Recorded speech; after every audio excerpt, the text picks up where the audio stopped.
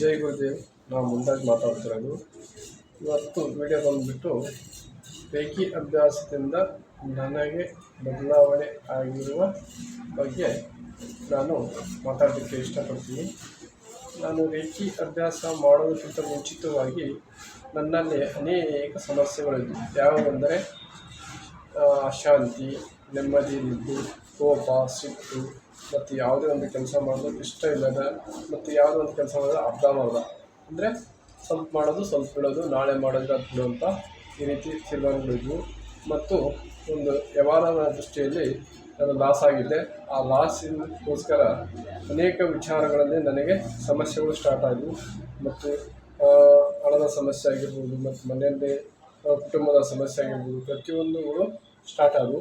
ಹಾಗಾಗಿ ಆ ಸಮಸ್ಯೆಯಿಂದ ಹೊರಬರಲು ನಾನು ಒಂದು ಕಮ್ಯುನಿಟಿಯನ್ನು ಹುಡುಕ್ತಿದ್ದೆ. ಆ ಕಮ್ಯುನಿಟಿ ನಾನು ಫೇಸ್ಬುಕ್ ಮೂಲಕ ಹುಡುಕ್ತಾ ಹೋದಾಗ ಇದೇ ರೇಖಿ ಹೀಲಿಂಗ್ ಅಂತ ಕ್ಲಾಸ್ ಇತ್ತು. ಆ ಕ್ಲಾಸನ್ನು ಅಟೆಂಡ್ ಮಾಡ್ತಾ ಒಂದು 3 ತಿಂಗಳಲ್ಲಿ ನನ್ನಲ್ಲಿರ್ತಕ್ಕಂಥ ಅಶಾಂತಿ, ಕೋಪ, ಸಿಟ್ಟು ಮತ್ತು ಸಿಡಿ ಮತ್ತು ಯಾವುದೇ ಒಂದು ವಿಚಾರದಲ್ಲಿ ಕೇಳಿಸಿಕೊಳ್ಳದೆ ತೀರ್ಮಾನ ತೆಗೆದುಕೊಳ್ಳುವುದು ಮತ್ತು ಒಂದು ದಿಢೀರ್ನೆ ನಿರ್ಧಾರ ತಗೊಳ್ಳೋದು ಸಹ ಅದು ಕಮ್ಮಿ ಆಯಿತು.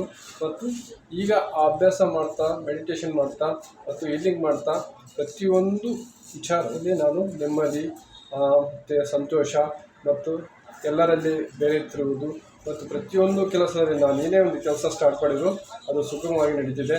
ಆ ರೀತಿ ನಾನು ಸಂಕಲ್ಪ ಮಾಡ್ತಾ ಆ ಕೆಲಸಗಳನ್ನು ಪೂರ್ಣಗೊಂಡಿವೆ. ಹಾಗಾಗಿ ಇಷ್ಟು ಹೇಳಲಿಕ್ಕೆ ಇಷ್ಟಪಡ್ತೀನಿ.